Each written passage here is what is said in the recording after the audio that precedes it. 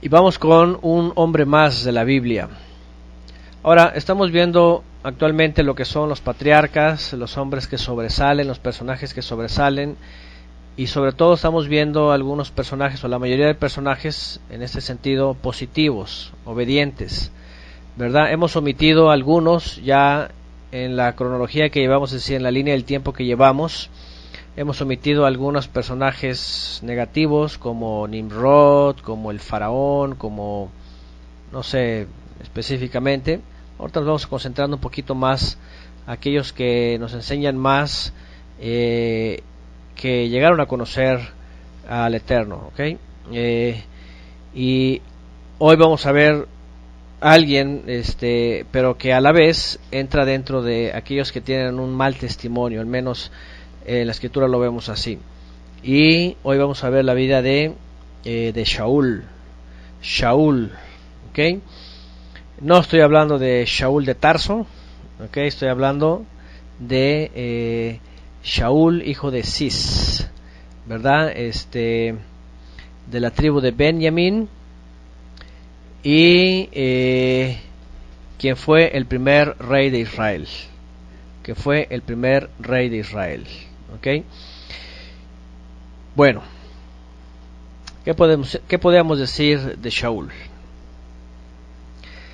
Sobre todo, primero hay que recordar el contexto, ¿verdad? Hay que recordar lo que hemos visto en clases pasadas.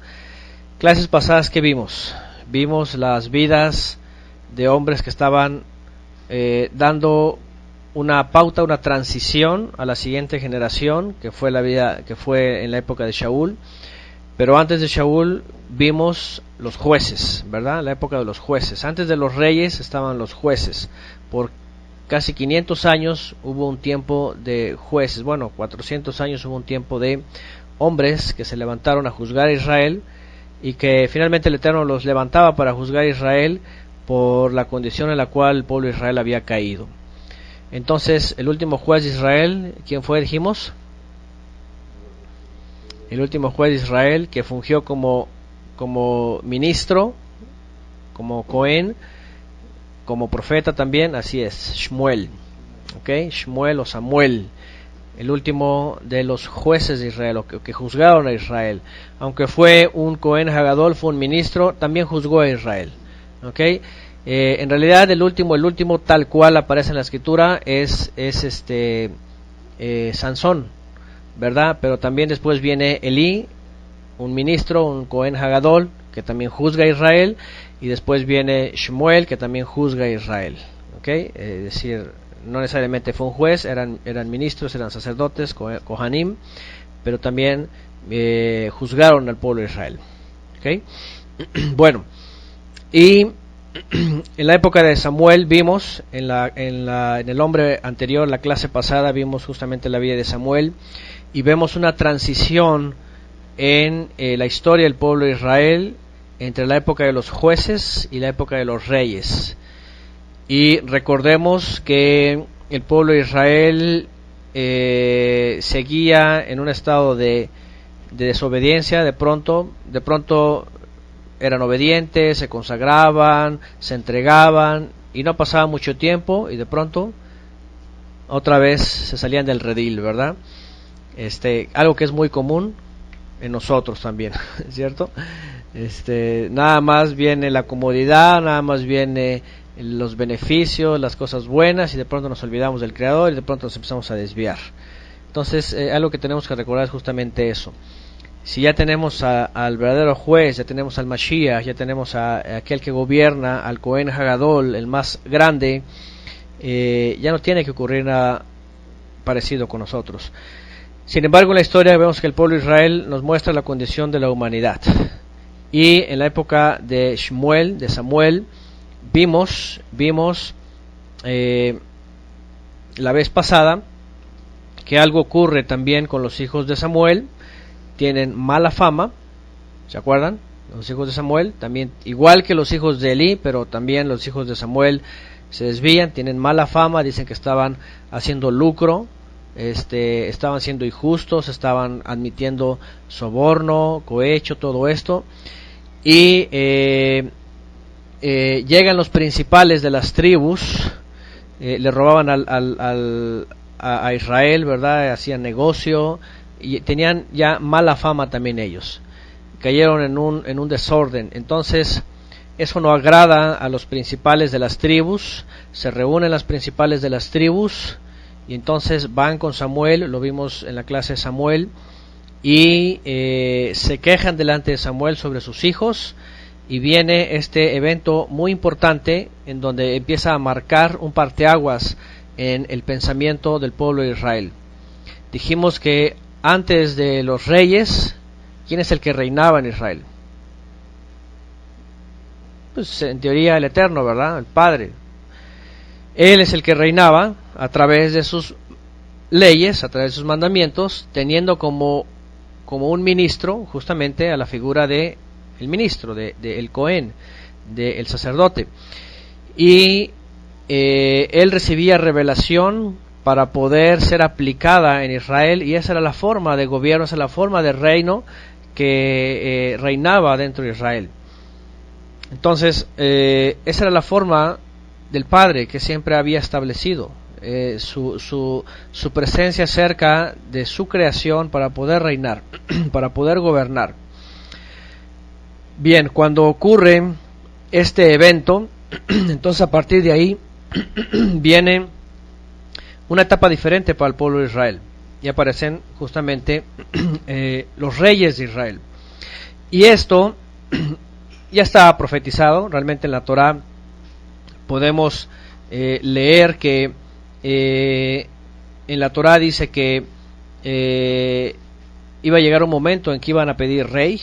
De hecho hay leyes sobre los reyes, ¿verdad? Esto ya estaba determinado, el Eterno sabía lo que iba a ocurrir, y ya en la Torá ya vienen leyes sobre los reyes, ¿verdad? Gracias. Ya vienen leyes para los reyes. Y por ejemplo, ¿recuerdan alguna de las leyes?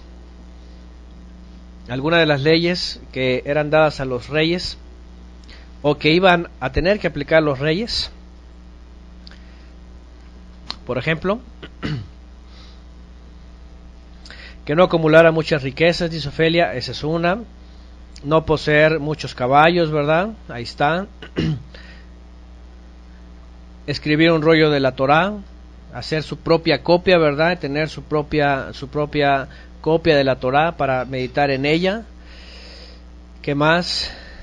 Que no tuviera muchas mujeres también. ¿Qué más? No hacer tratos con otros pueblos, no hacerlos regresar a Egipto, no tener ídolos. Obviamente cuando ya conocen la Torá, todas esas prohibiciones. También que no fuera de otra nación, que solamente fuera israelita. ¿Se acuerdan? Que fuera israelita, ¿verdad? Que no fuera un extranjero. Y ya había leyes. Realmente en la Torá ya el Eterno se estaba adelantando. Y así dice, ¿verdad? Cuando venga el pueblo y te pida un rey, entonces ahí vienen las leyes. Entonces eso ya estaba predeterminado, realmente. Pero ¿cuál fue el problema? ¿Cuál fue el problema en el caso de la elección del primer rey? Que trae como consecuencia también permitir que el Eterno elija un hombre según el corazón de ellos, ¿verdad? Según el corazón de ellos y no según el corazón del Eterno. Ese fue uno de las implicaciones. Entonces vemos faltas graves o considerables en aquel que llevaba el gobierno del Creador. Sus hijos estaban en desorden. Vienen los príncipes de Israel y le reclaman sobre sus hijos y le dicen: no queremos que ministren tus hijos, entonces danos un rey. Ellos desechan el reino del Padre a través del mal testimonio de los hijos. Básicamente los hijos estaban quebrantando también uno de los primeros mandamientos, ¿verdad? Que dice: no tomarás mi nombre en vano, que dentro del contexto hebreo se entiende que es no vas a perjudicar mi fama, no vas a hacer que lo que yo soy sea reprobado por los hombres, ¿verdad? Su poder, su fama, su reconocimiento, su integridad, lo que es el Eterno, su soberanía, que el hombre no la mal exprese, como dice también en el Brit Hadashah, cuando Shaul envía una carta, ¿verdad? Y los exhorta, dice, por causa de vosotros, le dice a los judíos, dice, es blasfemado el nombre de Elohim. Es decir, por causa del mal testimonio, la fama de Elohim, lo que es él, es blasfemado. Es decir, por el mal testimonio de aquellos que son los que llevan la autoridad del Padre. Entonces, esa es una parte muy, muy fuerte, ¿verdad?, que le reclaman a Samuel, y que se convierte en un pretexto para dar lugar al corazón de los hombres. Y díganme si nosotros no somos iguales, la humanidad todos somos iguales. Apenas buscamos un pretexto, ¿para qué? Para hacer de las nuestras, ¿verdad? La condición del hombre así es, ¿verdad? Buscamos cualquier defecto, buscamos cualquier pretexto, buscamos cualquier situación para tratar de beneficiarnos a nosotros mismos, ¿verdad? Y tomar nuestro propio camino y salirnos de los designios del Todopoderoso y finalmente hacer nuestra propia vida. Y eso es lo que ocurrió también, un factor más en el pueblo de Israel. Entonces se juntan varios factores. Número 1, la mala fama de los hijos de Samuel. Número 2, la falta de reprensión de Samuel. Número 3, los designios de la carne de los príncipes, que no les gusta el tipo de gobierno.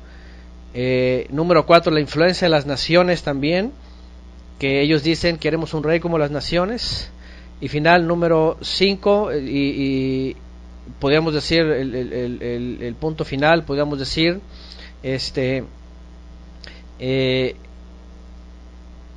que tiene que ver ya con la vida de Saúl, que vamos a ver ahorita, era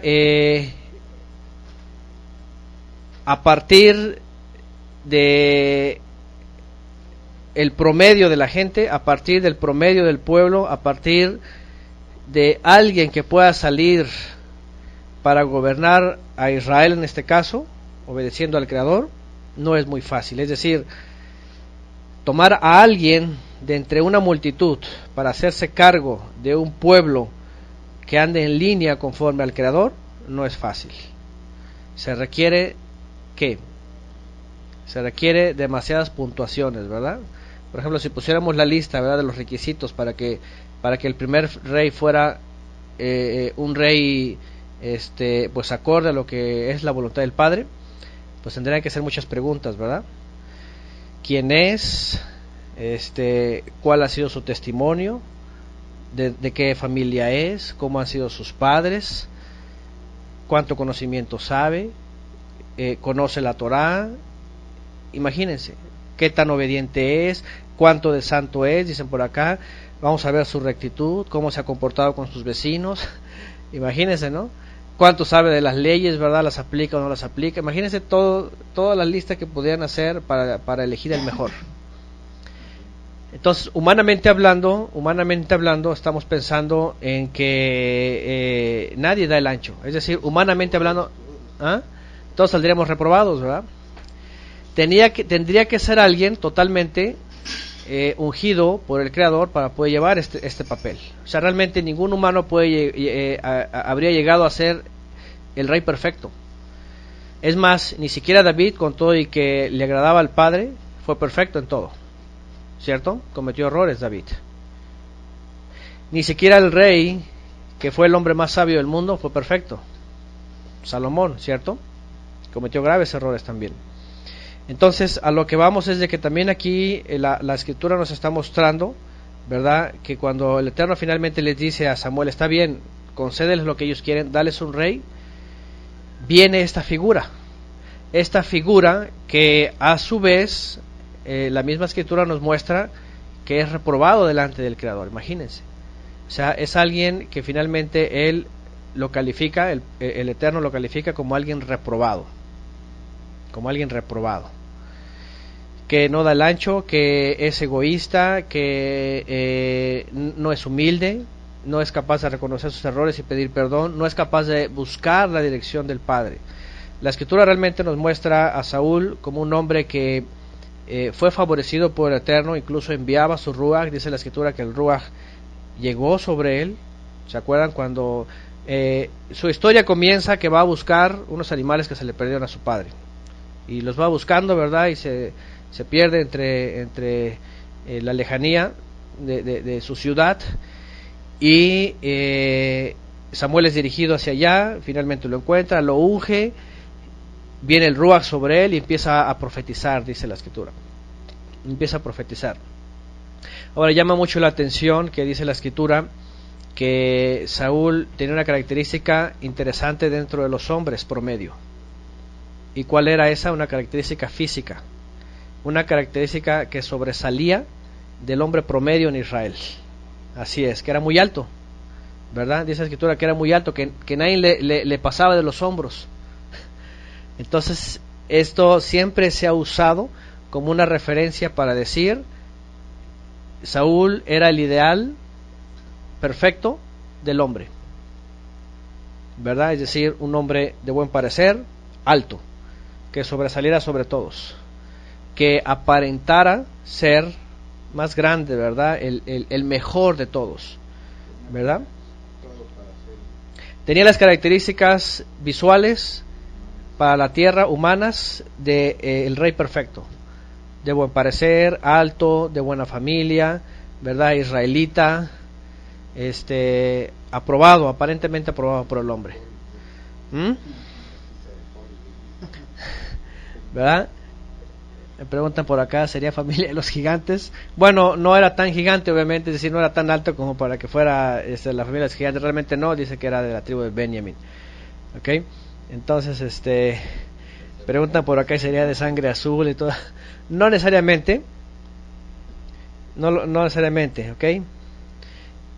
Pero bueno, el hecho no era de que era demasiado alto, pues cuando hablamos de los gigantes medían 2.5 y hasta 3 metros, era totalmente algo diferente. Bueno, aquí están preguntando que si era basquetbolista. No, nada que ver. Bueno, por ahí ya se metieron las inclinaciones deportivas y todo eso. Ok, pero a lo que vamos es de que tenía la apreciación pues humana de un rey, de alguien destacado, de alguien que sobresalía, de alguien que entre la multitud se veía que sobresalía, ¿cierto? Ahora, recuerden que para aquella época, gente, por ejemplo, dentro de Israel con características de ser fuerte, de ser valeroso, todo eso importaba para ellos, ¿verdad? Era una forma de calificar a alguien con buenas características. Entonces, ahora, hoy día no es diferente. ¿Qué pasa hoy día en nuestra sociedad? Siempre el mundo, ¿cómo califica a las personas? Como quién es el mejor, ¿verdad? ¿Quién tiene más? ¿Verdad? ¿Quién tiene más fuerza? Ya saben, las competencias, ¿verdad? Hoy día el mundo califica así: quién tiene más, quién posee más, quién controla más, quién es el más rico, o quién en las escuelas, ¿verdad? Quién es el de mejor calificaciones, quién es el que lleva puros 10. Y hoy día es un sistema de competencia, ¿verdad? El mundo así ve. El mundo ve, o el apellido también dice aquí, ¿verdad? La familia, ¿verdad? No, pues el apellido dice la familia, y de qué familia, no, pues qué linaje, ¿verdad? Etcétera, etcétera. Entonces, realmente el ser humano así somos. Los seres humanos así somos. Carnalmente hablando, materialmente hablando, siempre nos fijamos en eso. Bueno, se suele creer que esto llegó a ser una parte importante, favorable, para hacer que el mismo creador del universo le mostrara al pueblo de Israel el problema en el cual ellos estaban. Al querer un rey y al aceptar a alguien que tenía las características pues muy humanas. Pero finalmente, cuando vamos a ver la historia de Saúl, pues nos empezamos a dar cuenta que tenía serios problemas, ¿verdad? En su vida espiritual, sobre todo en su vida espiritual, ¿verdad? Porque aparentemente no era un hombre que pues destacara en la espiritualidad. Simplemente se dejaba llevar por sus deseos y por sus instintos. Lamentablemente la escritura nos pone a Saúl como un hombre que no era nada espiritual. Y cuando digo no era nada espiritual es de que ni siquiera oraba, buscando al Eterno para buscar una respuesta, una guía, ¿verdad? Un consejo. No vemos nada de eso. Por otro lado, tampoco vemos sujeción ante las autoridades, ¿verdad? ¿Cuándo ocurre esto, por ejemplo? ¿Cuándo ocurre falta de sujeción a las autoridades? En su época, ¿quién era la autoridad? En la época de Saúl, ¿quién era la autoridad? Samuel, ¿verdad? Y vemos en una ocasión que iban a tener una batalla, una lucha, y siempre las luchas en Israel, fíjense qué interesante, ahora aquí hay algún punto importante que hemos comentado antes también. Todas las batallas de Israel, todas las luchas, todas las guerras que tuvo el pueblo de Israel, incluso desde la entrada a la tierra prometida, comandados por Josué, por Yehoshua, todas esas batallas eran en un contexto espiritual realmente. Es decir, siempre que el pueblo de Israel, y de hecho, cuando el pueblo de Israel entra a la tierra prometida, ¿cómo iban armados? ¿Se acuerdan cómo iban armados los israelitas? Porque realmente no era un ejército, como el ejército de las naciones. Iban con shofarot, con sus shofares. ¿Qué más? Obviamente el arca por delante, con los ministros, y llevaban palos y piedras, porque ni siquiera ellos eran ¿cómo se dice? Herreros ni nada de eso, no tenían espadas, no tenían lanzas, no tenían caballos, nada. Iban con palos y piedras, con la onda, ¿verdad? Pero la conexión aquí era que las luchas eran espirituales, es decir, el arca del pacto iba al frente con los ministros y con el Cohen Hagadol, iba hacia adelante, y eso quería decir que el Eterno estaba con ellos, y el ángel del Eterno iba con ellos. Cuando ellos entraron a Jericó y sonaron el shofar y dieron las vueltas y tocaron el shofar, al final el ángel del Eterno impactó las murallas y cayeron las murallas. El poder del Eterno se manifestó ahí, y no era necesario ningún arma de fuego, porque era una destrucción espiritual contra esas murallas físicas. Entonces, cada vez que el pueblo de Israel hacía esto, la presencia divina se manifestaba y les daba los triunfos al pueblo de Israel. Era algo sobrenatural, era algo que los pueblos no entendían, pero temían. Que cuando decían, ahí vienen los israelitas, cuidado, porque ellos no ocupan. Por eso hoy día la contradicción, ¿verdad? De que los que se dicen ser Israel están armados hasta los dientes, ¿verdad? Pero en la escritura jamás, ni siquiera hasta la deportación de Babilonia, tenían ejército los israelitas. O sea, así como las otras naciones, no tenían. ¿Por qué? Porque todo era espiritual. Ahorita decir que tienen que conquistar la tierra a base de derramamiento de sangre, con armas, con bulldozer, con ejército, y luchar contra todo eso, eso es totalmente humano, es voluntad humana, porque el Eterno no ocupa de eso. Es más, en la profecía dice, no es con espada ni con ejército, ¿verdad? Sino a través de mi ruaj. Entonces, el pueblo de Israel se manejaba así, y los triunfos no los daba el hombre, sino los daba el Creador. Cuando viene Samuel, bueno, hemos visto otros antecedentes, pero cuando viene Samuel empieza a salir del orden. En una de sus batallas importantes, Saúl, cuando viene Saúl, hay cambios importantes. En una de sus luchas importantes contra un pueblo enemigo, Saúl debe esperar a que llegue Samuel, que haga un sacrificio y que se adelante para la batalla, y dice la escritura que Saúl no tomó en cuenta eso, dice que se desesperó, ¿verdad? Y empujado por el pueblo, porque el pueblo temía, sentía que ya se les acababa todo el asunto, ¿verdad? Empujado por el pueblo, Saúl tuvo que decidir. ¿Qué les parece esta característica? Es algo que pasa actualmente, ¿no? Incluso hoy día en los gobiernos, ¿qué ocurre cuando la gente se agolpa, se manifiesta, hace protestas y le pide al presidente, cúmplenos esto? y empieza el alboroto, ¿verdad?, en todo el país. ¿Y qué ocurre? ¿Qué tiene que hacer el presidente? Pues a veces ceder, ¿verdad? Bueno, vamos a llegar a un acuerdo, vamos a una mesa de negociaciones, vamos a llegar a esos acuerdos, está bien, lo que el pueblo quiera, porque si cuando se levantan los maestros, ¿qué pasa? Bueno, ha sido la historia aquí en México, ¿verdad? Actualmente ya como que le están poniendo más fuerza, ¿no? Pero realmente cuando había manifestaciones de los maestros aquí en México, pues concédeles, porque se levantan todos y ¿qué hacemos sin maestros, sin escuelas? Y el sindicato, ya saben todo esto. Entonces imagínense, en la época de Saúl es lo mismo. En la época de Saúl tiene o tenía que entender que la lucha no era física totalmente, sino que también era espiritual.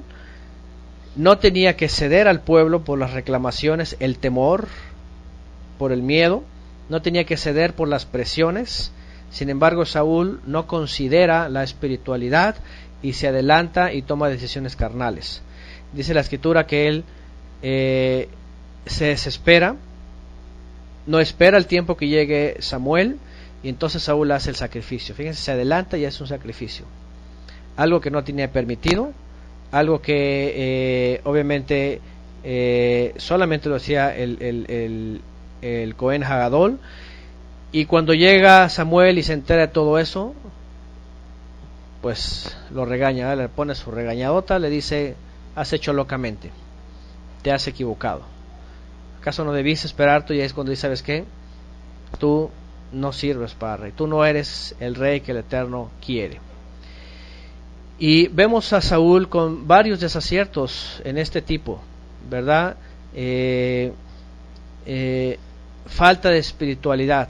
Finalmente lo que hace el Eterno es poner a un hombre, ¿verdad?, en donde muestra la poca capacidad que tenemos nosotros. Incluso alguien que se sienta muy espiritual, fíjense, alguien que se sienta muy espiritual, pero que no esté soportado por el Ruach y por el Eterno, realmente, ¿qué pasa a la hora de enfrentar el problema?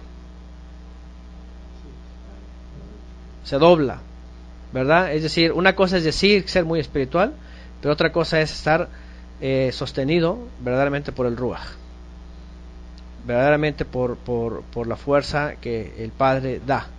Entonces, Saúl no es otra cosa que una muestra que el Creador hace para todo el pueblo de Israel, para decir: ¿saben qué? El deseo que ustedes tienen, la necesidad que ustedes tienen, la figura que ustedes quieren ver, no es aquella que les va a resolver todos sus problemas.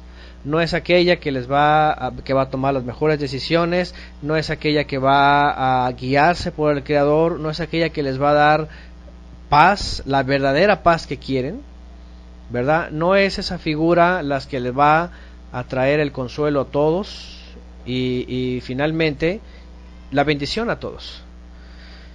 Entonces, vemos a este hombre en la escritura como una figura despreciada por el Eterno, que comete errores. Ahora, por otro lado, diferente a David, ¿verdad? Porque también ya hemos hablado de esto. Diferente a David. Dicen por acá. Ok, están poniendo los textos. Ahora, por otro lado, vemos uno de los defectos más grandes en el ser humano en Saúl. ¿Cuál es el defecto más grande en Saúl que también solemos repetir nosotros, que solemos caer en el mismo? ¿Cuál es? Impaciencia dicen por acá dicen no sujeción, soberbia, desobediencia, no escuchar, necedad, orgullo. Ahí está, entre necedad y orgullo, ¿verdad? Que es lo mismo, el orgullo. La verdad de las cosas es de que el padecimiento más grande que tiene el ser humano, ¿verdad?, no es una enfermedad física, sino es el orgullo. Es una enfermedad del corazón. Y es un problema espiritual, es algo tremendo. Que por un lado aquí vemos a Saúl y decimos: ¿sabes qué? No tenemos por qué hacer lo mismo que hicieron hombres como él. El orgullo es el problema más grande que tiene el ser humano. ¿Qué pasaba con Saúl? Y en este caso, ahora vamos a adelantarnos un poquito a David, diferente de David, ¿verdad? ¿Qué pasaba? David se humillaba. David reconocía su error, ¿verdad? Sabía que podía ser reprendido, sabía que podía ser privado incluso de la vida, pero él se arrodillaba, él oraba, él clamaba, él buscaba al Creador. En el caso de Saúl, no. Por ejemplo, cuando Samuel, voy a volver a citar esta parte, ¿verdad? Cuando Samuel llega con Saúl y le dice, ¿qué has hecho? Has hecho locamente, ¿por qué te adelantaste? ¿Por qué hiciste tú el sacrificio? Eso lo tengo que hacer yo. No estás ordenado tú para eso, no ocupas tú hacer eso. Es que el pueblo, es que se desesperó y me estaba presionando y yo tuve que hacerlo. Muy mal. Se justificó, ahí está la palabra correcta, ¿verdad? Dice Mari. Se justificó, empezó a disculparse. Es que no es mi culpa, es que el pueblo, es que no llegabas, es que la presión, es que se me iban a echar encima, es que puro es que... Y yo no, dice él, ¿verdad? ¿A poco no actuamos así los seres humanos? Es que él, es que allá, es que acá, es que... Y puro es que, ¿verdad? Y yo no. Un corazón duro, así es como dice Tony. Un corazón que no, primero no admite su error, porque es orgulloso. Empieza a inventar excusas, pretextos, el dedo acusador, ¿verdad? Cosa que es muy común en cada uno de nosotros. Realmente no somos perfectos, no hemos llegado, necesitamos ser humildes. Ahí está la otra parte, ¿verdad? ¿Qué necesitaba? Ser humilde. ¿Qué es lo que necesitaba realmente Saúl para destacar y poder mostrar que un rey sí funciona, pero que finalmente el Eterno muestra a este hombre para decir, el rey que tú quieres no funciona? Es de que se iba a llenar de orgullo, de soberbia, y creía que como rey iba a estar incluso por encima del Cohen Hagadol, del gran ministro, del sumo sacerdote, y que iba a hacer y deshacer no importándole, y que cualquier excusa para él iba a ser válida. Ese es el gran problema realmente desde adentro de Saúl, y no solamente de Saúl. Cuando el Eterno pone a Saúl, no nos está mostrando un hombre simplemente malo, erróneo, sino que nos está mostrando cómo somos todos nosotros. Sin mí, dice, nada vas a poder hacer, dice Yeshua, por ejemplo, ¿no? Yeshua dice, sin mí nada podéis hacer. Así que, ¿de qué nos sirve a nosotros decir yo lo puedo? O yo voy a hacer esto, yo voy a hacer lo otro, o yo voy a hacer aquello, o yo sé esto, o yo sé lo otro, o yo tengo esto, o yo poseo de tantos títulos, ¿verdad? O yo he ido a tantos países, o yo conozco tantos idiomas. ¿De qué sirve todo eso? Realmente nada. Entonces, lo que hace el Eterno mostrarnos, ni la estatura, ¿verdad? ¿De qué me sirve que yo mida 2 metros y medio? ¿De qué me sirve? Hoy día el mundo, fíjense, hacia afuera, ¿qué muestran? ¿Quién es la más bella? ¿Quién es el más atractivo? ¿Quién es el más adinerado? ¿Quién es el que tiene una mejor mansión? ¿Quién es, etcétera? ¿Quién es lo que tiene mejor? ¿Cierto? ¿Quién es el más fortachón, verdad? De hecho, en esas actividades de competencia es eso. ¿Quién es el que está por encima de los demás? Muchas veces se promueve la humildad y que, bueno, el que gana, ¿verdad? Es muy humilde y abraza al perdedor, y el perdedor todo eso. Pero finalmente es un sistema de competencia. No es un sistema en donde el que va a ganar le dice, ¿sabes qué? Te concedo el triunfo, pásale. No, quítate, yo te voy a ganar. No, aquí no es... No es en el que están boxeando, ¿verdad? ¿Sabes qué? Dame un abrazo y te quiero dar un abrazo. ¿Por qué nos vamos a golpear? ¿Y por qué? Nadie es más fuerte, simplemente... ¿Me entienden? Pero el mundo nos muestra eso. El mundo, ese es su sistema de función, de valores. Para ellos eso es lo importante. Y el pueblo de Israel les estaba llevando una gran lección cuando pidieron un rey, y el Eterno les envía nada más y nada menos que un tipo de persona del cual somos todos, y que tenemos que cambiar, y que tenemos que decir, yo no reino, no me reino a mí mismo, no sirvo para rey. Lo único que tengo que hacer es ser un siervo, ser un verdadero siervo, para que entonces el Padre me use a mí y pueda yo hacer el propósito que Él tiene para mí, sea desde el servidor más pequeño hasta el servidor más grande. Entonces esa es la gran diferencia. Entonces el gran problema que muestra no solamente Saúl, sino Saúl reflejándonos a todos nosotros, primeramente es lo que hay en el corazón, ¿verdad? El orgullo, ese egoísmo, esa jactancia. En otra ocasión vemos a Saúl que comete un error también, ¿verdad? Que cuando Samuel, el Eterno a través de Samuel le manda y le dice, acaben con la descendencia de Amalek, ya saben la historia, todo lo que pasa. Y va Saúl, derrotan a sus enemigos y dejan al rey amalecita vivo, ¿verdad? Y dejan vivos algunos animales, ya están en la tremenda fiesta, llega Samuel y lo reprende también. Que no se te fue ordenado que fueran exterminados todos, hasta el rey también. Y entonces, ¿él qué hace? ¿Qué hace Saúl? Otra vez lo mismo, pero es que, ¿verdad? Es que el botín, es que los animales, es que es que yo le preservé la vida porque, y empieza otra vez las mismas excusas, ¿verdad? Las mismas excusas, a excusarse, así, es que yo no, ¿verdad? Yo pensé, yo me imaginé, no, es que aquello, dice Samuel, la obediencia es mejor que sacrificios. Obedecer es lo que quiere el Padre. Ahí está. ¿Qué es lo que buscaba? Alguien que realmente obedeciera. Alguien que realmente no cuestionara, ¿verdad? Sino que llegara y obedeciera tal cual el Creador lo ha dicho. Y aquí vemos otra vez otra escena, ¿verdad? Que refleja nuestra humanidad. Ojo, lo que estamos viendo con Saúl no es agarrar a Saúl, ¿verdad? Y paz, y Saúl, y vámonos, tachón y fuera. Sino vamos a poner un espejo y decir, ¿no estamos actuando como Saúl? ¿Verdad? ¿Estamos reconociendo nuestros errores? ¿Estamos o no estamos reconociendo nuestros errores? ¿Estamos creyendo que nos gobernamos nosotros mismos? ¿Estamos creyendo que podemos estar por encima del Cohen Hagadol? ¿Quién es nuestro Cohen Hagadol? Yeshua, ¿verdad? Es Mashiach. Es Mashiach.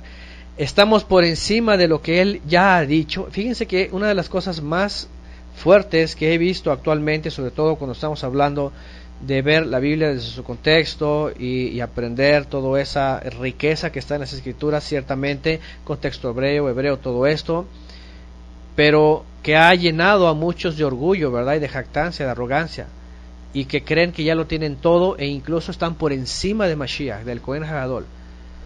Muchos hoy día están asemejando a Saúl, creyendo que ya lo tienen todo, ya lo conocen todo, y están incluso por encima de Mashiach.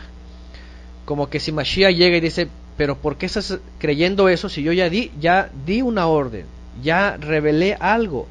Es decir, si alguien de nosotros nos embolamos con todo este conocimiento, pero este conocimiento que es bueno se vuelve malo en nosotros y nos volvemos orgullosos, podemos llegar a estar hasta encima de Mashiach y decir, no, es que dijo eso él, pero eso no es cierto, ¿verdad? Tiene que ser lo otro. Y eso es un gran peligro, porque ahí estamos reflejando nada más y nada menos que a Saúl, que estuvo por encima del mismo Cohen Hagadol. Se llenó de orgullo, no admitió y dijo, no, es que no son así, es que es así. Es que Samuel dijo esto, no, es que yo pienso lo otro. Eso es algo que actualmente también se está dejando ver dentro de todo este mover y este movimiento, ¿verdad? El humanismo, dice por acá, egoísmo, materialismo, doctrinas, el hecho de creerse superior. ¿A poco no hoy día aparecen figuras, y voy a hablar en términos de los que enseñan, o los que enseñamos, o los que aprenden, o los que aprendemos, que de pronto incluso aparecen personas como queriendo estar por encima de los demás, como quieren decir, no me llegas ni al hombro, no hay nadie que me llegue a los hombros. Arrogancia, de verdad. Esos maestros, ¿verdad?, que se sienten en las nubes, que se sienten más altos que Saúl, y yo puedo decir esto, yo sé lo otro. No, es que si el Mesías no dijo eso, fue inventado, o no lo entiendes, lo que esperamos es esto, lo que creemos es esto, y haciendo alusión a supuestas verdades o supuestas revelaciones, que no es otra cosa que tradiciones o doctrinas de hombres. Entonces, hoy día se ve lo mismo, de hecho, en este mismo contexto, ¿verdad? Personas que se sienten tan altas, más altas que Saúl, y que creen que incluso pueden gobernar, incluso pueden decidir por encima de Mashiach, de nuestro Mesías. Saúl, otra vez, es esa figura que permite el Padre, que permite el Eterno para el pueblo de Israel, para que vean el nivel de materialismo que ellos tienen. Ellos esperaban en un hombre tener la solución de todas las cosas. Ellos esperaban tener a un hombre sentado en el trono que les resolviera todos sus problemas, que les sacara de sus apuros, que pudieran ir a él y tener consuelo en él. ¿Y qué trae consigo esto? Ahora, por cierto, y hace rato hablamos con Frank por aquí, ¿verdad? Y con Abel, lo que nos hemos dado cuenta en los sistemas religiosos, ¿verdad? ¿Qué pasa en los sistemas religiosos también, en las iglesias y en las denominaciones y todo eso? ¿A poco no hay siempre también una figura que finalmente se llega a idolatrar también, ¿verdad? Se llega a tomar como un Saúl. Y tanto el problema es la gente como el problema es aquellos líderes, supuestamente teólogos o pastores o reverendos, el reverendo, o ¿cómo se llaman? Apóstoles, que se levantan como una figura de Saúl, ¿verdad? Por encima de los demás.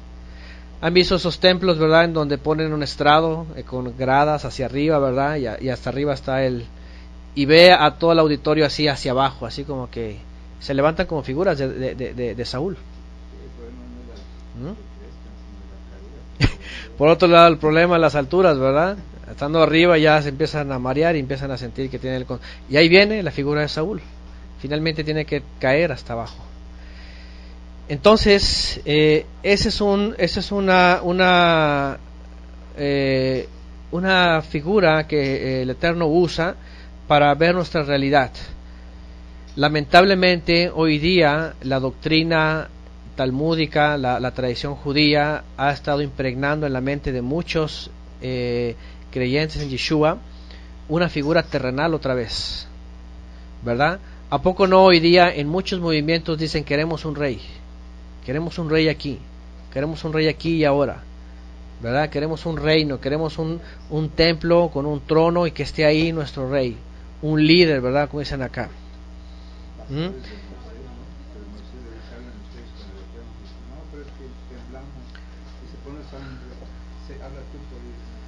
Sí. Finalmente el Eterno puso un mediador, ¿verdad? Pero aún muchos hombres todavía no quieren ese mediador. Realmente quieren un rey a la semejanza de ellos. No importa si es... Ahora, de hecho, hoy día en una parte del judaísmo, que es el judaísmo laico, sionista, ellos no les importa para nada si es espiritual o no, si hizo el Brit Milá o no, si hace Shabbat o no. Lo que les interesa, una figura que predomine mundialmente, una figura que esté por encima de toda la humanidad, en poder militar, en economía, ¿verdad? En tecnología, en todo eso. Pero es la misma mentalidad del pueblo, fíjense, qué interesante la figura. El pueblo de aquella época decía, danos un rey, queremos una figura ahí que el hecho de tenerlo nos va a consolar, nos va a dar paz y que él se encargue del reino. Y total, la figura humana es un caos, es un fracaso. Obviamente ya tenemos a nuestro rey, ya tenemos a nuestro Mesías, ya tenemos a la figura perfecta, ya tenemos al que no es humano, sino que el que se hizo humano para mostrarnos que nos puede sacar de esta humanidad. Ya tenemos al rey Mesías incluso entronado, y que está por encima de todos absolutamente, y que es perfecto, y este sí es Kadosh. La escritura dice, ¿verdad?, que Mashiach es Kadosh, es apartado, es obediente en todo. Ahora, las características de Yeshua obviamente totalmente al otro lado opuesto de Saúl, ¿verdad? Porque Mashiach, ¿qué fue? En vez de orgulloso, ¿qué fue lo primero que dice la escritura que fue Mashiach? Manso, ¿verdad? Humilde. Se humilló, dice. Totalmente humilde. Tanto que no buscó nada. Se hizo peor que cualquiera de nosotros, ¿verdad? Servidor. Obediente. Otra característica, obediente. Obediente al Eterno en todo. Absolutamente en todo. Absolutamente en todo. Otra característica, que fue bondadoso, ¿verdad? Mashiach fue bondadoso, fue piadoso, siempre buscó el bien por los demás, es decir, no quería nada para sí, sino prefería darlo todo. Esas características básicas son las que realmente son importantes para el Padre y son las que realmente buscaría de alguien. Por eso después vamos a ver la figura de David, ¿verdad? David como el hombre que tenía un corazón conforme el Eterno lo buscaba, totalmente diferente. Ahí les da una cátedra al pueblo de Israel y les enseña qué es no solamente elegir un hombre, sino que es tomar un hombre y ungirlo, ¿verdad? El Padre les da una lección al pueblo de Israel después cuando viene David. Por ahora seguimos con Saúl. Finalmente Saúl pasó su vida en todas estas situaciones, ¿verdad? No buscaba la dirección del Padre, se adelantaba, él suponía que lo que él decía y hacía era lo correcto. Estaba y se sentía por encima del Cohen Hagadol, se sentía superior, creía que no era importante, él creía que podía ganar las batallas solo con su ejército, se llenó de arrogancia, vemos todo esto, y ese es un ciclo que es muy común en el ser humano, que también igual nosotros podemos vivir igual. Ahora, por otro lado, Saúl era un israelita, sí lo era de una de las tribus, era de una familia, ¿verdad? Que viene su linaje ahí en el libro de Samuel, en el primer libro de Samuel. Se supone y en teoría conocía del Eterno y conocía la Torá al menos, ¿verdad? Fue tomado muy joven, pero la verdad es de que con el paso del tiempo se fue descomponiendo totalmente. Se fue descomponiendo. ¿Qué quiere decir esto? Que también Saúl nos muestra la condición nuestra, que un poco de levadura, ¿qué es la escritura? Leuda toda la masa. Es decir, lo primero que hay que cuidar aquí es de que no nos caiga un poquito de levadura, ¿verdad? Porque si no, entonces se acabó. El problema con el hombre, que es el orgullo, que es el ego, cuando no hay humildad, es que entonces eso empieza a leudarse, y ya después un montón de Saúles por todos lados, ¿verdad? De todas las áreas, de todo tipo. Es realmente un reto para todos, no crean que nada más para uno, para todos, es realmente un reto para todos, ¿verdad? Mantener una línea de humildad. Por eso dice también Shaul, ¿verdad? Es el que dice que por ello dice, muero cada día. ¿Se acuerdan cuando él cita esto, no? Que dice que muere cada día. Es decir, muere a su carne, a su vida, a sus deseos, a su ego, cada día. Cada día que llega y viene una oportunidad que te puede hacer que entre un poco de levadura, ¿sabes qué? Desde ese momento, acábala. Ahí dale fin. ¿Por qué? Porque si al otro día ya va a ser muy tarde. El otro día empieza a crecer. Y cuando ya empezó a crecer, entonces el corazón, ¿verdad? Como ponen el ejemplo del pavo real, ¿verdad? Que se empiezan a inflar, ¿verdad? A desinflar. O como el pan, ¿verdad? Un poquito de levadura. Cuando alguien va a hornear, un poquito de levadura. Y la bola de masa que era así chiquita, hasta 3 veces crece. Entonces, matar el ego cada día. Por eso Shaul decía, muero cada día. Por causa de Mashiach, muero cada día. Fíjense en el caso del otro Shaul, ¿verdad? El otro Shaul diferente al primero. Estoy hablando de Shaul de Tarso. Él es el que llegó a decir eso. Por causa de Mashiach muero cada día. Él dice, he dejado todo lo que tenía y lo he tomado por basura. Fíjense, todo ese conocimiento, todo eso que lo hacía arrogante, que lo hacía sabio o sabiondo, decimos aquí en México, ¿verdad? Sabio, todo eso que lo tenía en una posición destacada, todo eso que lo iba a acercar al Sanedrín. Él era un hombre que estaba calificado para ser alguien grande dentro de la tradición judía. Y él un momento a otro dice, todo esto lo tengo por basura, nada sirve, es pura levadura. Y dice, muero cada día por Mashiach. Es decir, cada día, en cualquier oportunidad que el enemigo venga a engañar para hacerme creer como el otro Saúl, dice, en ese momento lo corto. Y no le doy oportunidad a mi ego, a mi yo, porque si no, entonces se acabó el asunto. Y ese es un mal que aqueja a la humanidad realmente por la causa del pecado. Entonces, la figura de Saúl nos enseña primeramente a eso, a no ser como Saúl, mirarnos al espejo y no encontrar para nada los rasgos de Saúl. Bien, finalmente Saúl es usado también por el Eterno para algunas batallas que tiene, realmente el Eterno le da muchos triunfos. En los libros de Samuel vemos cómo él prospera, el Eterno le da triunfos, es usado para conquistar otros pueblos y ir ganando territorios, pero obviamente Saúl va enorgulleciéndose, y finalmente después llega un momento crucial en su vida, ¿verdad? ¿Y cuál es ese? El momento en donde muere Samuel, finalmente muere Samuel, y ya no hay forma de tener una respuesta del Eterno a través del profeta, del ministro de Samuel, porque ya Saúl se había acostumbrado totalmente a no buscar al Creador. Yo no sé si alguien ha experimentado esto, ¿verdad? Hablando en la condición de Saúl, porque a veces hay gente que me ha dicho, me ha escrito o me ha comentado y me dice, ha pasado esto en mi vida, ha pasado lo otro. La verdad es de que ya ni siquiera siento si el Eterno me escucha, ya no siento nada, ya no hay, como que está muerto por dentro, ¿verdad? Por pecado, por separarse, por desviarse, por lo que sea, y se acaba esa ¿cómo se puede decir? Esa comunión, ¿verdad? Con el Padre. Ya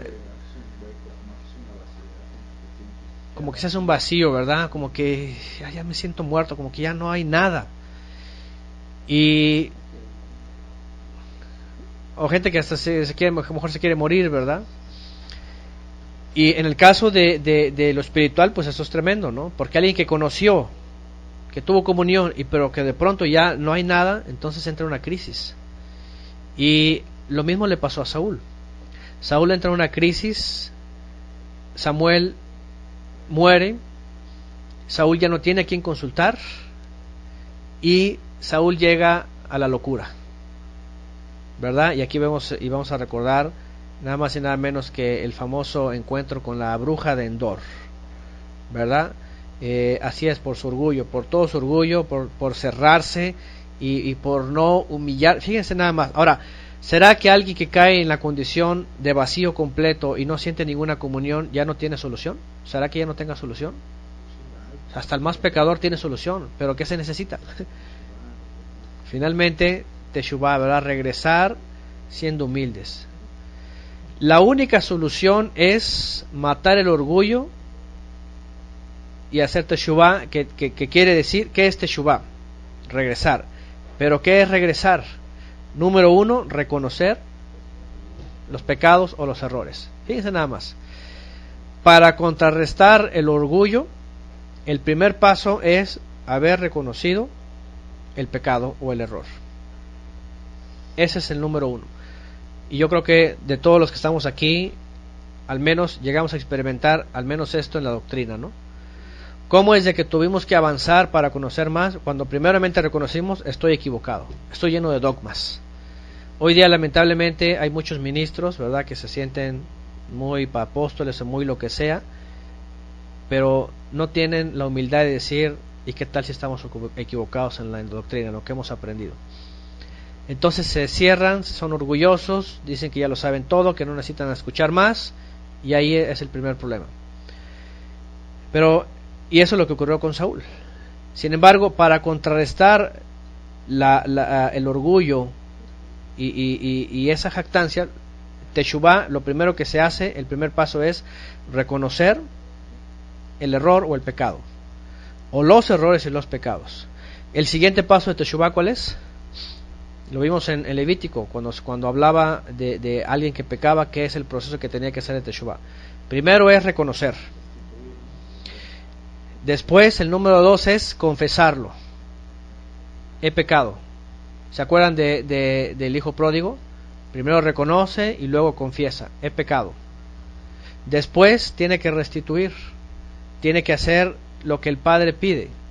¿Ok? Número 2, ¿qué es lo que me pides? Bueno, tienes que restituir. Tienes que hacer un corbán. Tienes que acercarte a. Hoy día ya tenemos al corbán que es Mashiach. Pero aún así, nosotros tenemos también que restituir lo que tenemos que restituir. Y después acercarse, ¿verdad?, con la restitución para poder tener la comunión nuevamente, ¿verdad? Ahora, en el momento de confesarlo, y lo vimos en Levítico, cuando alguien cometía una transgresión, fíjense, cuando alguien cometía una transgresión, esto se hacía público, aunque no decía cuál era, no siempre, se hacía público. ¿Por qué? Porque el hecho de que alguien llegara, por ejemplo, con un toro y una oveja al altar, ¿era qué? Evidencia de que él cometió una falta y viene a buscar la forma de acercarse. Eso es corbán. Corbán es acercarse. Dice nada más. Según la maldad, sí. Según la transgresión. Sí, el que llegaba con miles de animales es porque, ¿sabes qué? ¿Quién sabe qué hiciste? ¿Verdad? Pero ocupas redimir y cubrir tus pecados, todo. Pero entonces, cuando alguien reconocía, después viene la confesión. Un reportaje de una mujer en África que entregaba una gallina en restitución del marido que había engañado. ¿Ah, sí? Una gallina en sustitución para el marido que había engañado. Fíjense, y tiene que ver con la restitución, ¿verdad? Entonces, esa era la forma, fíjense, esa era la forma. Actualmente es lo mismo, es absolutamente lo mismo. Y aquí tenemos una primera figura, ¿verdad?, que es negativa. Después vamos a ver de la vida de David, cómo él era muy diferente. Entonces, aquí vemos ese problema. Para poder contrarrestar el orgullo, la jactancia, la soberbia, la levadura, es la humillación. En este tiempo nos faltarían animales, dice Rita. Ahora, fíjense, cada uno de nosotros no tenemos animales. Tendríamos que comprarlos. Aquí en México, comprar un borrego cuesta fácil 1,500 pesos. Imagínense, un borrego, 1,500 pesos. Son como $120, $125. Imagínense. Que nos basáramos en eso. ¿Sabes qué? Cometiste una transgresión, entrega al Eterno 5 borregos. No, pues, ¿de dónde, ah? ¿Qué hago? ¿Qué hago, ah? Algo tienen que vender, algo tienen que... Imagínense, ¿qué les parece? Imagínense aquellos transgresores que decían, ¿sabes qué? Toma 2 becerros de la vacada y 5 borregos y 5 palominos y... Imagínense. ¿Qué les parece? Entonces, pues, todos pobres, no tienen ni para un borrego. Imagínense. Entonces, y además de eso, animales inocentes.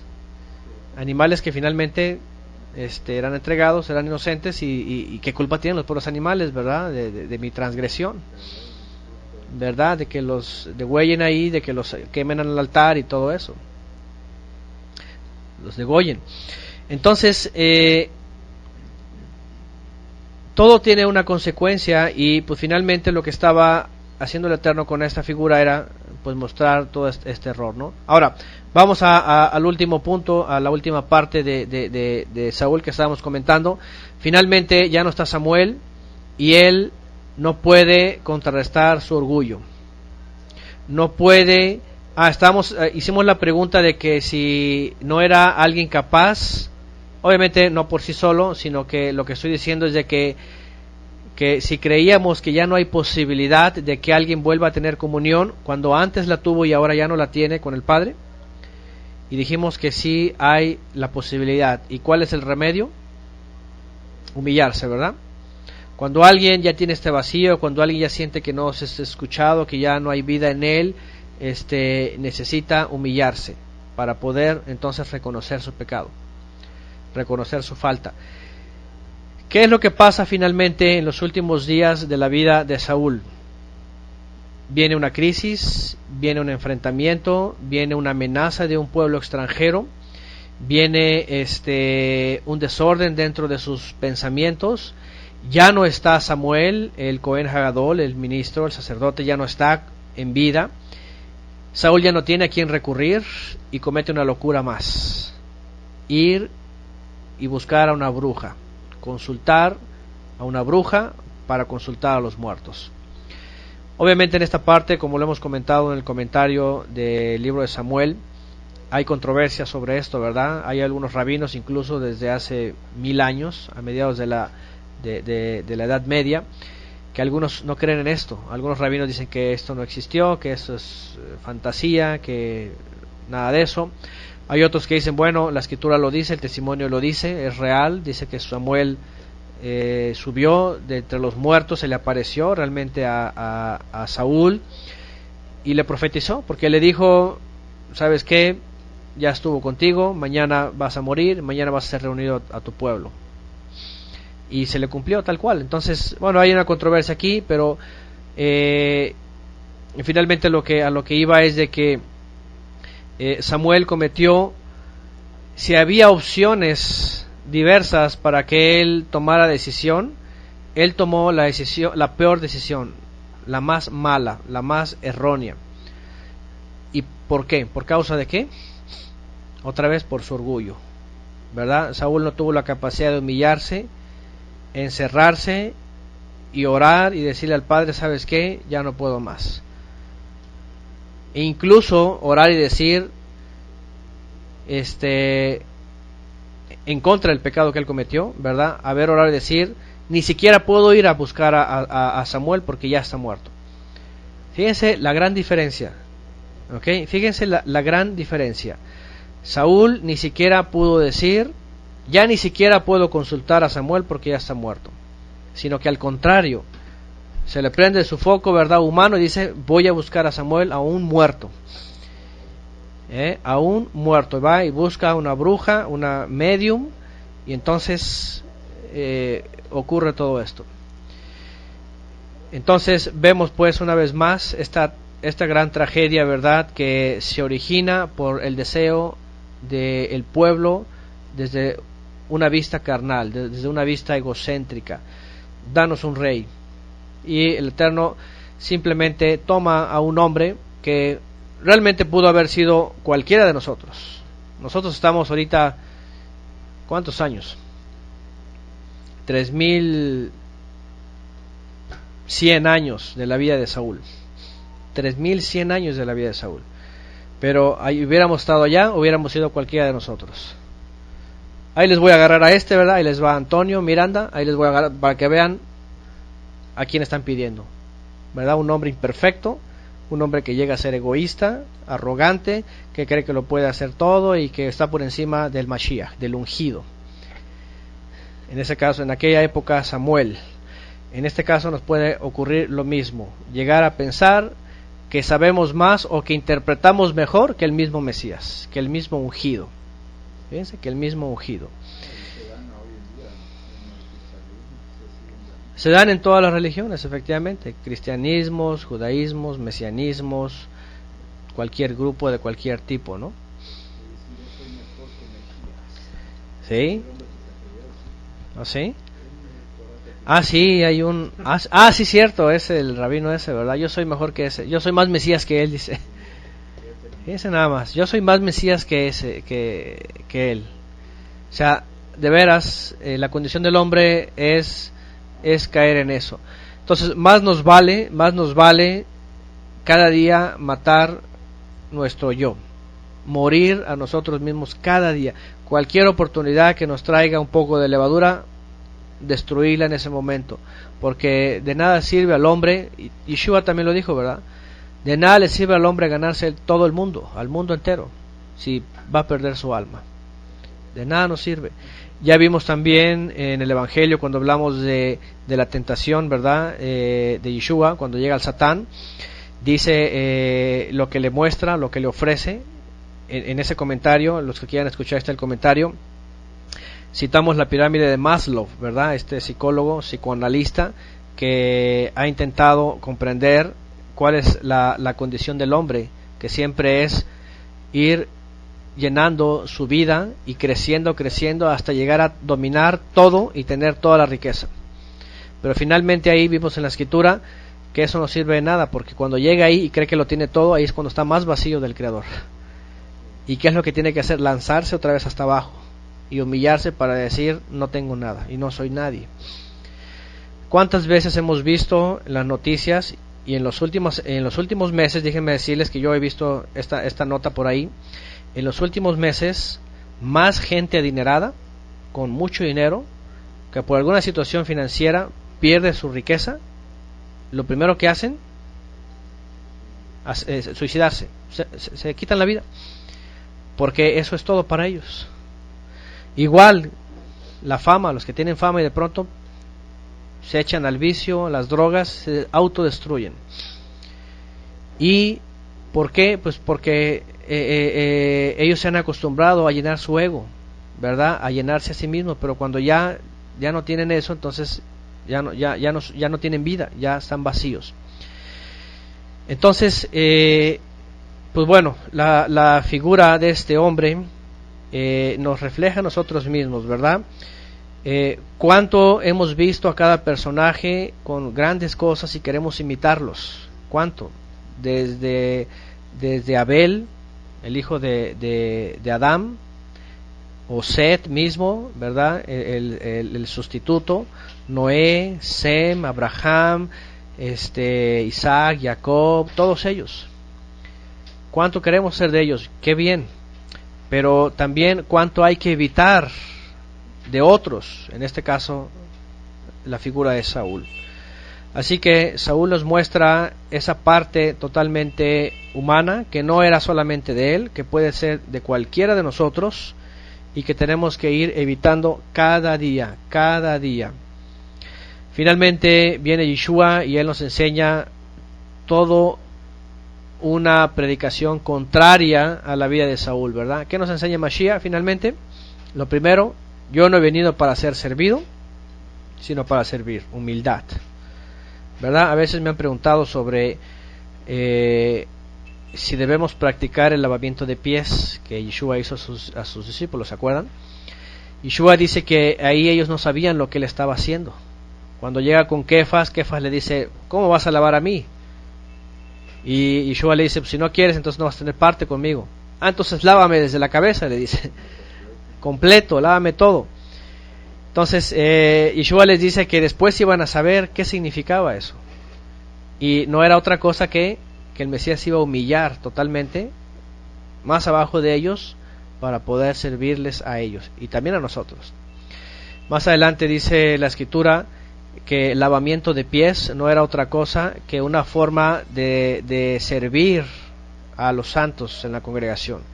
O sea, el hecho de que alguien lave los pies es servir a los demás, servir a los demás, no ponerse por encima sino servir. ¿En qué te puedo servir? ¿Qué puedo hacer por ti? ¿Cómo te puedo ayudar? ¿Qué necesitas de mí? ¿En qué te puedo servir? Eso es, el lavamiento de pies no es otra cosa que ser humildes ante el prójimo y decir, ¿en qué te puedo servir? Servirle. También habla de hospitalidad, habla de amor al prójimo, habla de justicia, habla de bondad o piedad. Eso es lo que Yeshua estaba enseñando. Contrario totalmente a la figura que vemos en el hombre de Shaul, ¿verdad? Y por eso los Shelahim aprendieron mucho de esto. Y por eso Shaul, cuando es instruido y es revelado, se le es revelado la vida de Yeshua, por eso él escribe todas estas cosas. Cada día muero a mí mismo, nadie esté por encima de los demás, servir, amar. Todas esas características tienen que ver con una forma totalmente diferente a las de Shaul. Entonces, cuando vemos a la figura de Shaul, lo que aprendemos aquí es cuidado y no comportarnos y caer como él vivió su vida, ¿verdad? Evitar totalmente vivir como él vivió. Evitar totalmente cerrarnos y ser arrogantes, como él llegó a ser. Evitar totalmente tomar decisiones absolutas para nuestra vida, ¿verdad? Desde nuestros pensamientos. Siempre tenemos que preguntar y esto en oración y espiritualmente, siempre tenemos que preguntar y comprobar si el Padre está actuando en tal o en tal situación, ¿verdad? ¿Para qué? Para que entonces nuestra vida sea dirigida a través de su presencia, de su Ruach, y pues nosotros estemos matando nuestro yo cada día, ¿verdad? Porque a veces para el hombre es muy difícil eso. Es muy difícil detectar en un momento si es algo producto de la presencia divina o es algo producto del ser humano, ¿verdad? Porque regularmente cuando nos sentimos bien, nos parece, creemos que podemos superarnos o alguna cosa, solemos confundir, esto es del Padre, ¿verdad? Cuando a veces podría ser del mundo. Y a veces el mundo empieza así como que a darnos, así como que mira, ahí te va, y esto y lo otro, y empezamos a creer que es espiritual. Y de pronto ya nos vemos enfilados en cosas totalmente alejadas de la palabra, alejadas de la santidad, en todo lo material. Sí, finalmente el engaño de Satán es así, es muy sutil. Entonces, matarnos o morir o matar nuestro ego o destruir nuestro ego cada día es justamente eso, ¿verdad? No admitir que el que está siendo elogiado es el yo. Siempre reconocer que el único elogiado, el único reconocido, el único exaltado es el Creador, ¿verdad? Nada es de nuestra cuenta, todo es de Él. Y así podemos contrarrestar finalmente esta humanidad que es la humanidad de todos. La humanidad de Saúl no es otra cosa, no es él solamente, no fue él solamente el problema, ni fue del pueblo, sino que el Eterno nos muestra que la humanidad de Saúl, la condición de Saúl, no es otra cosa que la nuestra también, y que todos, la condición humana, y que todos podemos caer en la misma condición. Así que huir, como también nos enseñó Yosef, ¿verdad? Huir, si él huyó de la tentación, ¿por qué no huir de los deseos del mundo también, los deseos terrenales, la fama, la fortuna, es decir, todo eso que viene como engaño, que es un poco de levadura y que después nos va a llevar a ser solamente una masa y pues finalmente a hacer un fracaso en nuestra vida, ¿verdad? Un fracaso en nuestra vida. Entonces, pues bueno, ahí está. Hay un comentario por aquí que pone, dice Shaul, Pablo dice es como una restauración del personaje del rey Saúl. Fíjense qué interesante, ¿verdad? Es lo que mencionamos hace rato, ¿verdad? Viene a contrarrestar totalmente. De hecho, por cierto, se cuenta en la tradición que Shaul de Tarso, o Pablo de Tarso, se hizo llamar a sí mismo Pablo y dejó el nombre de Shaul, fíjense.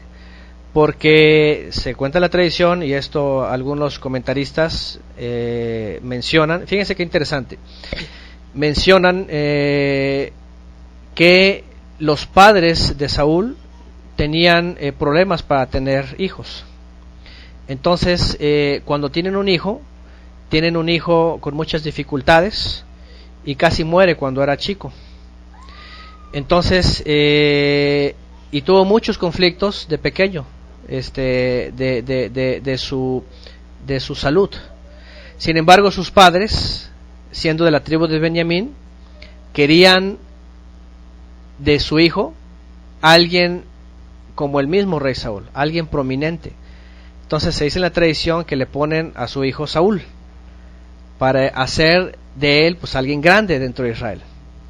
Pero contrario a eso, el muchacho realmente, y eso también se dice en la tradición, se dice que era alguien muy pequeño, no era de estatura alta, realmente era alguien más bajito que el promedio, que era enfermizo y que pues no era lo que ellos esperaban, ¿verdad? Como un benjaminita, un hombre alto. Entonces, dice la tradición que Shaul aún así creció, pero en conocimiento, y se hizo fortalecido en la tradición y en todo esto. Pero dice que cuando es convertido a Mashiach, o bueno, a Elohim a través de Mashiach, por esta revelación, dicen que él, en el mundo entonces, él se empezó en el mundo gentil, se empezó a hacerse llamar como Pablo. Shaul, diferente a Pablo, Pablo significa pequeño. Fíjense, pequeño, así como que no exaltado, sino pequeño. Entonces dice que él tomó el sobrenombre de Pablo para hacerse llamar Pablo, para decir, saben que yo no soy grande como el rey Saúl, yo soy más chiquito, yo soy insignificante, yo soy bajito y además no soy nadie.